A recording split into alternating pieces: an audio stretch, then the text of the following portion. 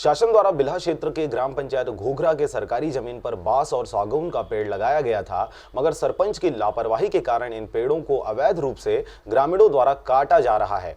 आलम यह है कि नदी के किनारे बड़े भूभाग पर लगे इन पेड़ों में से मात्र 50% पेड़ ही वर्तमान में बच गए हैं।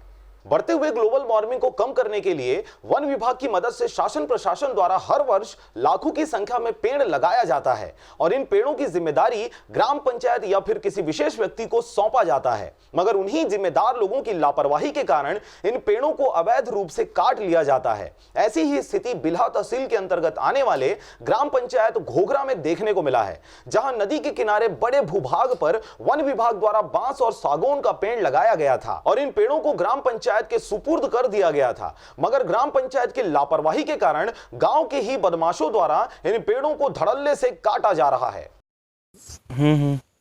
तो कोई ध्यान नहीं करे बाबू, तो काल के भी जते जबरन की देता कुछ नहीं कहा सरपंच है सरपंच कोई मतलब नहीं। जेकर मर्जी पड़ते थे काट काट के लेके जेथे। हिल कहती हिल रे गांव बगीचा बाढ़ी सरकारी हमरे चीज हुई, सरकार की चीज है। वहीं इस मामले में हमारे संवाददाता द्वारा वन विभाग के रेंजर से बात करनी चाहिए तो उन्होंने इस जमीन को राजस्व विभाग का बताकर और पेड़ों को ग्राम पंचायत के सुपुर्द करने की बात कहते अपना पल्ला झाड़ लिया।